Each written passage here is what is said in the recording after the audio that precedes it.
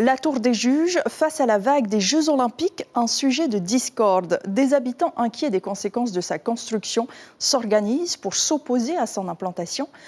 Ce que l'on propose avec les surfeurs, c'est de reprendre la tour en bois utilisée chaque année pendant la WSL et de l'améliorer, explique-t-il.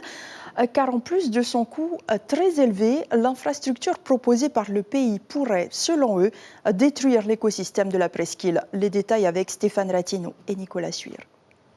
Les touristes ont pris la photo. La vague olympique bientôt au loin sera un souvenir de vacances. Sous l'arbre de la plage, un collectif de citoyens a pris place.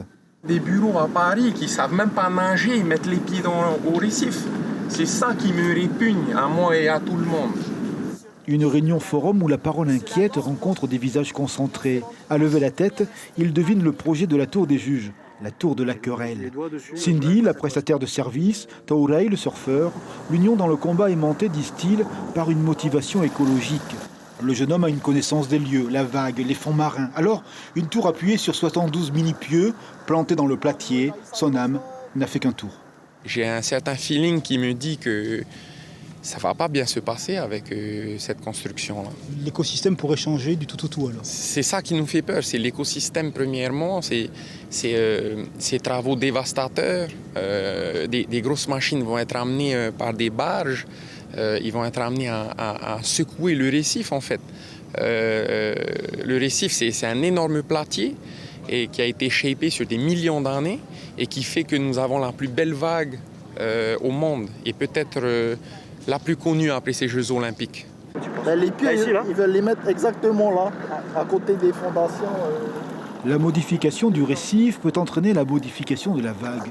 Ce constat de scientifique il y a quelques années hante désormais le futur de ces habitants du village. Cindy, qui fréquente le lagon tous les jours, n'est pas rassurée. Et les discours officiels n'ont pas éteint cette angoisse. Sa question, pourquoi l'habituelle tour en bois n'est pas utilisée pour les Jeux Olympiques ?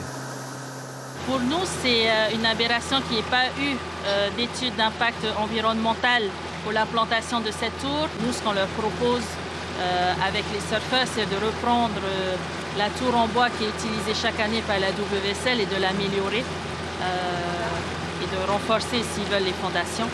Mais voilà, et de ne pas installer de